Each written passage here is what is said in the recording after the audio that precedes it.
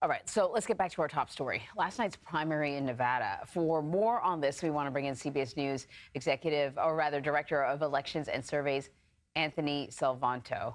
So, Anthony, I don't think we really sort of reinforced this loss for Nikki Haley. She lost to no one.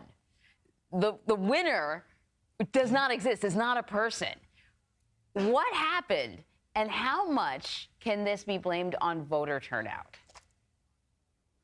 Hey there, Emery. Okay, context here. Nevada holding a primary. These are the results as you described. But the Nevada State Republican Party is going to hold a caucus on Thursday, tomorrow. So Nikki Haley was on the ballot in this primary, and Donald Trump was not. Now, how does this all come together? Well, none of these candidates is an option on Nevada ballots. And so, yes, you're right. She finished behind none of these candidates. I think you have to wonder if that's something of a proxy for Donald Trump. So even though a lot of Republicans are probably going to go vote in the caucus, in the party caucus on Thursday, what we may have seen here is many of them who would otherwise have voted for Donald Trump voting for none of these candidates. That's my interpretation of this, and that's one of the reasons we have to do it for context there. That's basically what I think happened. What's going on, everyone? It's also Kenny here today, and we're going to react to two stories, but I want to combine them together because these are both establishment GOP women, and it seemed like the days of using "I am a woman, hear me roar" has finally met its end, possibly. As you saw from the intro, the news media, liberal media, is surprised that people picked 60% for none of these candidates, and Nikki Haley finished a far away second. She lost by 30% to a Trump-less primary. And she believes that somehow she has a path to victory when your only opponent, remember, it's a two-person race, right? Nikki Haley, two-person race.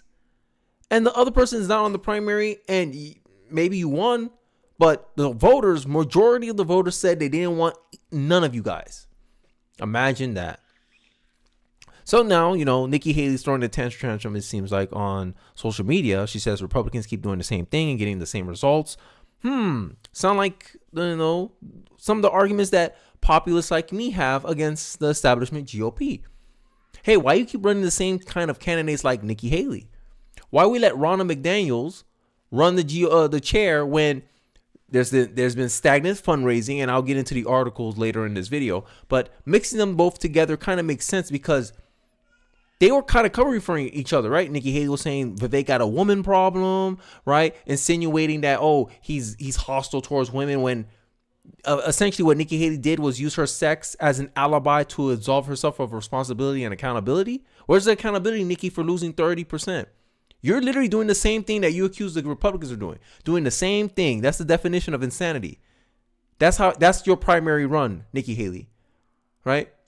So Vivek, they stay beefing, Newsflash, Nikki, here's actual reality. And this is the name of at least that's going to be on my thumbnail. Facing reality. Because it seems like the GOP, the establishment GOP, don't want to face reality.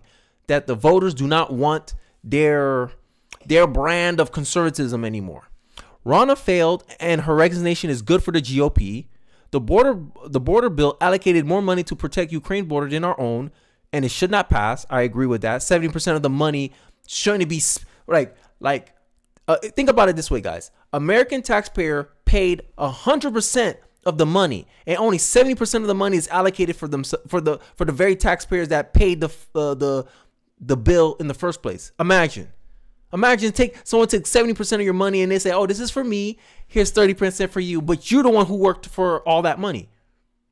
Asinine. It's crazy. And you expect us to take that with glee? Huh? What cuckoo land these people living in? The DC Court of Appeals ruling was wrong on legal precedent and should have been overturned. I mean, it speaks for itself, right?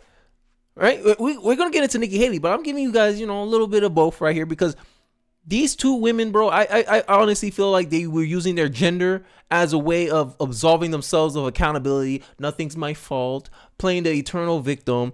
And it seems like, and this is why I say, like, I made videos lately that Vivek should be the VP. This is one of the reasons I think so, because it seemed like Trump heeded to what Vivek probably told him, because Vivek wanted her to resign, and all of a sudden she's signaling suggests change for GOP. This was on the 6th. I'm making this video on the 7th. And what do you know? After she had a sit down with Donald Trump, she decides that she needs to step down out of RNC after Trump calls for a removal. A certain somebody wanted her to resign a long time ago. Who was that guy? Swami, let me turn to you. Please make your case. Why should you be the nominee and not the former president? I think there's something deeper going on in the Republican Party here, and I am upset about what happened last night. We've become a party of losers at the end of the day. It was a cancer in the Republican establishment. Let's speak the truth. I mean, since Ronna McDaniel took over as chairwoman of the RNC in 2017, we have lost 2018, 2020, 2022, no red wave that never came. We got trounced last night in 2023. And I think that we have to have accountability in our party. For that matter, Ron, if you want to come on stage tonight, you want to look the GOP voters in the eye and tell them you resign, I will yield my time to you. And frankly, look, the people there cheering for losing in the Republican Party. Think about who's moderating this debate. This should be Tucker Carlson, Joe Rogan, and Elon Musk. We'd have 10 times the viewership, asking questions that GOP primary voters actually care about and bringing more people into our party. You think the Democrats, and we've got Kristen Welker here, do you think the Democrats would actually hire Greg Gutfeld to host a Democratic debate? They wouldn't do it. And so the fact of the matter is, I mean, Kristen, I'm going to use this time because this is actually about you in the media and the corrupt media establishment. Ask you, the Trump-Russia collusion hoax that you pushed on this network for years, was that real or was that Hillary Clinton made up disinformation? Answer the question. Go. Mr. Ross. Sorry. This is how we get our country back. We need accountability because this media rigged the 2016 election. They rigged the 2020 election with the Hunter Biden laptop story. Mr. Ramaswamy, and they're going to rig this election. Your time is up. Accountability. Let me turn to Governor Christie. Yeah, Vivek was that guy. That's what I'm saying. Like, first Trump took the policy of the CBDCs, and some guy on my comment section actually said that Vivek is just parodying Trump's policies when Trump is actually adopting some of Vivek's policies. His stances on CBDCs, I believe also the government bureaucracies, DEI, pushing more of a nationalistic perspective, a more unifying message, removing Ronna McDaniel. Vivek was the one calling for that. Trump wanted to keep Ronna. But I have people in my comment section who still anti-Vivek telling me that Vivek is just parodying Trump's talking points. You know, it happens, right? We ain't gonna agree on everything, but hey, I think we're moving in the right direction by moving away from the ways of old, because, you know, fundraiser was stagnant. I think that's one of the reasons the main reason she got removed. Let's look at it a little bit into the article, and then we'll go into how, the disastrous, humiliating loss from Nikki Haley. The Republican National Committee chairwoman Ronna McDaniel has reportedly told former President Donald Trump that she will be stepping down from her position shortly after the GOP South Carolina. I don't know why she's waiting that long. Is she praying for some miracle that her girl Nikki Haley might pull a miracle off? Polls suggest that Nikki Haley is going to lose that state by at least 37%. Even worse than she lost in Nevada to nobody. But you know, we'll get there. The New York Times reported that Trump is likely to promote North Carolina Republican Party chair Michael Wylett to be her replacement. The news come after Trump met with McDaniels on Monday at the Mar-a-Lago and posted after their meeting, Ronna is now head of the RNC and will be making a decision the day after the South Carolina primary as to my recommendation for RNC growth. A spokesperson for McDaniel said in a statement, nothing has changed. This will be decided after South Carolina. The news about McDaniel comes after she has faced mounting criticism for months over the way the Republican Party has underperformed in recent elections. True. The pressure on her increases even further after the RNC posted its worst fundraising numbers in a decade. You got to get fired for that. You got to step down. Right? And that's what Vivek was calling out. But, you know, when Vivek was pointing it out, they want to use their sex as a shield. Oh, you have a woman problem. That's why you're criticizing me. Well, if it was a man in the same position, no one will be running in his defense. But while all of his women want to talk about how strong they are, but at the same time, they want to play damsel in distress. See, this is why you say you can't have it both ways. If you want women in leadership, then you must allow women to also be criticized. And there's this weird thing that's going on in our culture where people are very hostile. Like there's like a false assumption that for some reason women are beyond criticism, women are beyond approach, and I think that's a very negative stereotype. Like, look, on my channel, I'm equal rights for everybody, hey, but I'm also equal criticism too, equal treatment as well. That's what I believe in. So if you push for equality, expect the negative aspects of equality too. Equal treatment, equal criticism. That's all I'm saying. You can't ask for one part of equality. You must accept equality absolutely, both the negatives and the positives. And this is the problem I'm starting to notice. This is why I'm making this video, because they both taking an L after South Carolina. That's the reason I'm making this video together. So we got enough from this, right? When asked during the interview with Mario over the weekend how he thought that McDaniel was doing, Trump responded, "I think she did great when she ran Michigan for me. I think she did okay initially in the RNC. I will say right now there'll probably be some changes made," he added. During a Monday interview on Newsmax, Trump was asked if he thought McDaniel should step down from her position. "Well, I think she knows that." Trump responded, "I think she understands that." Hey, right? Another person who needs to understand that they need to step down from the primary is Nikki Haley, another woman that needs to step down. None of these candidates more than double Nikki Haley's vote tally in Trump-less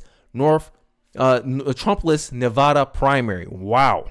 This is today as I'm making this video. Former South Carolina Governor Nikki Haley, who is attempting to catch up with Donald Trump. Well, you have no chance at this point. Like, she could have saved herself the embarrassment. But, you know, maybe that's how egotistical she is. Maybe she's really that delusional that she thinking some miracle that maybe legally Trump is going to win. Like, at this point, for her to succeed, it's almost a high probability that she believes that something Trump is going to get away, like something legally is going to happen to Donald Trump to allow her to win. She wants to win by disqualification, essentially. And that's what she's wishing for. That's what she's holding out for. Right? The way she's making it sound like she said she's going to wait until she loses in all 50 states. A primary where Trump wasn't even in it and you still lost. By nobody. By a nobody, literally. Trump in the Republican primary took less than a third of the vote in the Nevada primary on Tuesday, even though Trump wasn't on the ballot. Haley won 31% of the vote in the state, while 63 of those who participated in the primary chose none of these candidates. The words that'll haunt Nikki Haley forever. With 93% of the vote counted, according to the Decision Desk HQ, the results are merely symbolic, as the Nevada Republican Party will reward its 26 delegates in the party caucus on Thursday, where Trump will be on the ballot. A new law passed by the Democratic-ran Nevada legislature required a Republican primary, but the state GOP opted to maintain its traditional caucus system. So even for optics, Haley tried to do this for optics, and she still failed. Even more humiliating. Let's look at the results, guys. Because as politically involved as I am, I wasn't even aware Nevada thing was going on. That's how much I knew. Yo, this is a long gone. Like, there's no point even covering this stuff. That's why I had to do them together. Ronna McDaniel and Nikki Haley. That's why I had to do them together. 63%. I lost by 33%. And she's projected to lose to Trump even worse in South Carolina. Oh my God. She could have saved herself the embarrassment. She could have dropped out gracefully like Ron DeSantis. I'm not even going to use Vivek. Ron DeSantis. And she could have spared herself this embarrassment. But you know what they say. The pride goeth before the fall. Let me know your thoughts in the comment section below. I really like to hear your guys' perspective on this. How you guys are taking the news of Ronna McDaniel's resignation and Nikki Haley being destroyed by absolutely nobody. That's funny to say. Let me know your thoughts in the comment section below. Don't forget to like, comment, subscribe, and I'll catch you guys on the next one. Peace.